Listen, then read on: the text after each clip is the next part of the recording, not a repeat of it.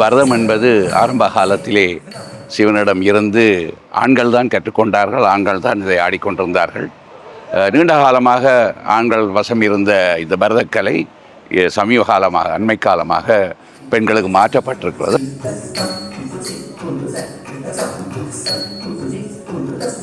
நாற்பது வருஷத்துக்கு மேலே தியாலசிங்க மாஸ்டரோட இந்த பரதநாட்டிய கலை பிரான்ஸில் இருக்குது. நல்ல பரதநாட்டிய கலைஞர்களை உருவாக்கி தர்ற ஒரு ஆசிரியர் தான் ஸ்ரீ தியாலசிங்க மாஸ்டர். அந்த வரிசையில் இன்றைக்கு கவிநயன் குணபாலன் மகன்.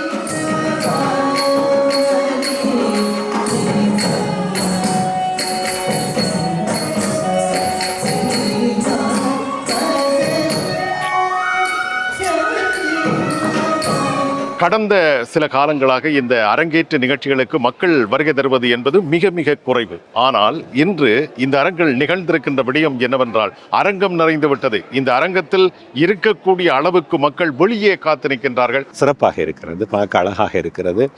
வர்ணம், கௌத்துவம் எல்லாமே மிக மிக அழகாக தனது அந்த கதையை எப்படி உணர்த்த வேண்டுமோ அந்த வகையில் உணர்த்தி செய்திருந்தார்.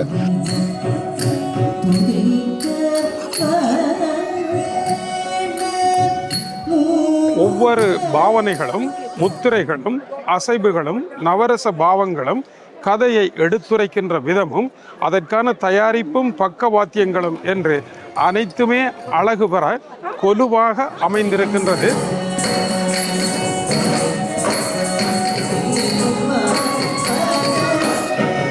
மண்டபம் நிறைஞ்சு வழியுது, இருக்கிறதுக்கு இடமில்லாமல் சனம் நிற்குது. மன மகிழ்ச்சியாக இருக்குது. நடனம் கூடி முகபாவனைகள், அபிநயங்கள் எல்லாம் மிக சிறப்பாக இருக்குது. நான் இப்போ மண்டபத்தூர் வெளியில் வந்து நிற்கிறேன். இந்த இடத்த இன்னொரு அம்மா ஒரு ஆளை கொடுத்துருக்குறேன். இது என்ற ஒரு விஜய் படம் இல்லை ஒரு அஜித் படம் ரஜினி படத்துக்கு வர சனத்தை விட அதை விட கூடிய ஒரு சனமாக இருக்குது.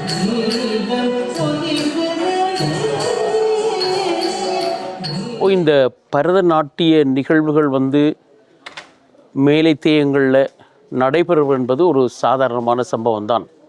ஆனால் இங்கே விதிவிலக்கான விடயம் என்னவென்று சொல்லி சொன்னால், பரதநாட்டியத்தை ஆண்கள் பயின்று அதை ஒரு அரங்கேற்றமாக செய்வது. இப்போ ஏன் ஆண்கள் பெருசாக பரதநாட்டியத்தில் ஆர்வம் குறைவாக இங்கே இருக்கணும் என்று சொன்னால், அது எல்லா இடமுமே அப்படித்தான் இருக்குது. அநேகமாக பரதநாட்டியம் அந்த அந்த அசைவுகள், நெளிவுகள், நளினங்கள் எல்லாரும் கூடுதலாகவே பெண்ணுக்குத்தான் வருவதாக நாங்கள் உட்பட எல்லாருமே எண்ணிக்கொண்டிருக்கிறோம் நினைக்கிறேன்.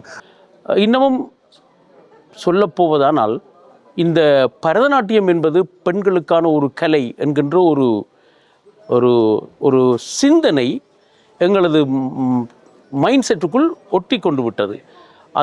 ஆனால் நீங்கள் மற்ற கலைஞர்களை, உதாரணத்துக்கு இங்கு ஒப்பேரா, பலே அதுகளை எடுத்து பார்த்தீங்கன்னு சொல்லி சொன்னால், இங்கே ஆண்களுக்கு சமனான எண்ணிக்கையில் பெண் கலைஞர்களும் ஆண் கலைஞர்களும் கிட்டத்தட்ட சமனான எண்ணிக்கையில் இருக்கின்றார்கள். இதுக்கான கேள்வி என்னவென்று கேட்டால், ஏன் இந்த நிலை எங்களுக்குள் இருக்கிறது? ஒரு ஆண் பரதநாட்டியம் ஆடுவது என்பது ஒரு வித்தியாசமான விடயமாக பார்க்கப்படுகின்றது. அதுக்கான காரணம் என்ன என்ற கேள்வியை நாங்கள் கேட்கின்ற பொழுது அதுக்கான பதிலை கண்டடைவது சற்று சிரமமாக இருக்கின்றது. ஆண்களால் மட்டும்தான் ஆயுள் முடியும் வரை ஆடிக்கொண்டே இருக்க முடியும். பெண்கள் பழகி கொண்டிருக்கும் பொழுது குறிக்கப்பட்ட காலத்தின் பின் வரும் துணைவனோ அல்லது பிள்ளைகளோ ஏதோ ஒரு வேறு காரணங்களால் அவருடைய நடனங்களில் முடக்கப்படுகிறது.